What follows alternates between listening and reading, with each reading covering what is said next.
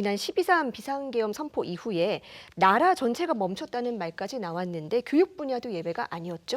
예, 그렇습니다. 지난 몇 달 동안 국정은 사실상 마비 상태였다는 평가가 많았습니다. 말씀하신 대로 교육 분야도 예외가 아니었고요. 윤석열 전 대통령에 대한 탄핵소추안이 통과된 뒤로는 교육부 내부도 사실상 정책 관망 모드에 들어갔다는 분석이 많았습니다.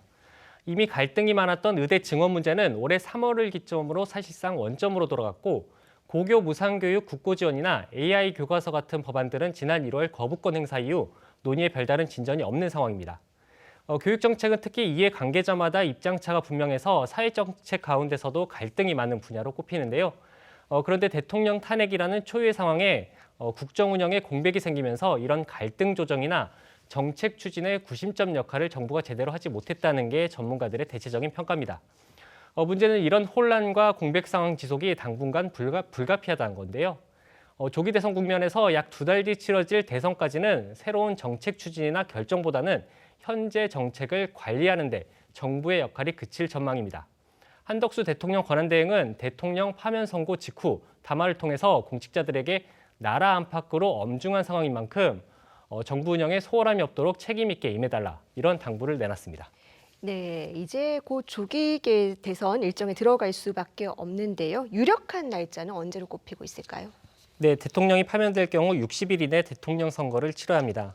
이에 따라 대통령 선거일은 오늘 선거일을 기준으로 60일이 되는 6월 3일 화요일이 될 그 가능성이 가장 유력합니다.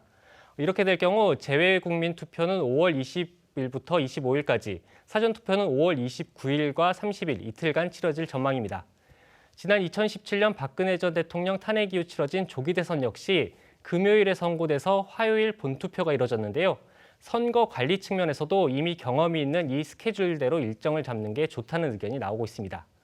다만 변수는 6월 3일에 한국교육과정평가원이 주관하는 수능 모의평가가 예정돼 있다는 점입니다.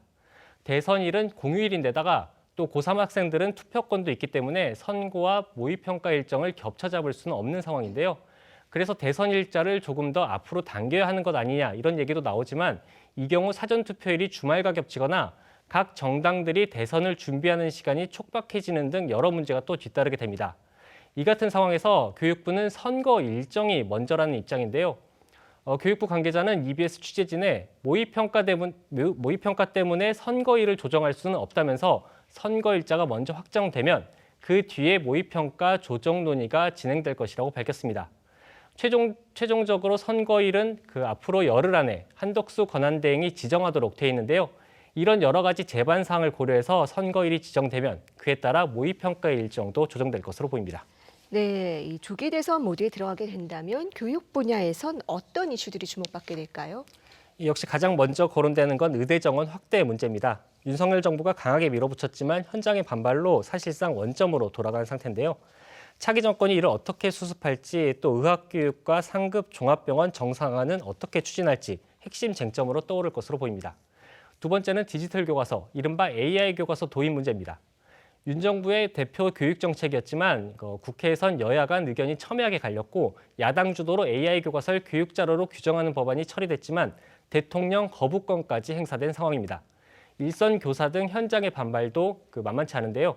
기술 도입의 필요성과 더불어서 교육 현장의 수용성을 고려하고 또 교사 부담을 경감하는 이런 방향으로 AI 교과서 도입을 속도 조절하는 공약을 내놓을 가능성도 제기가 됩니다. 또 빠질 수 없는 게 저출생 대응입니다. 거의 모든 대선마다 단골 공약이었는데요. 이번 정부에선 저출생 대응 컨트롤 타워 역할을 할 인구전략기획부 신설이 추진됐지만 탄핵 정국과 맞물려서 현재 논의가 사실상 중단된 상황입니다. 교육 분야에선 저출생과 관련해서 늘봄학교 확대나 유보통합같이 윤석열 정부가 의지를 가지고 추진했지만 아직 결실을 보지 못한 정책을 어떻게 완결할지가 그런 논의가 오갈 것으로 보입니다. 이 밖에도 학령 인구 감소에 따른 지역 소멸과 지방대학 문제가 지역 균형 발전 측면에서 공약으로 제시될 가능성이 크고요. 역대 최고치를 경신한 사교육 대책 역시 논의에 오를 것으로 보입니다. 네, 이 헌법재판소가 법과 원칙에 더해서 강조한 게 또 있습니다. 바로 대화와 타협 그리고 민주주의의 복원이죠.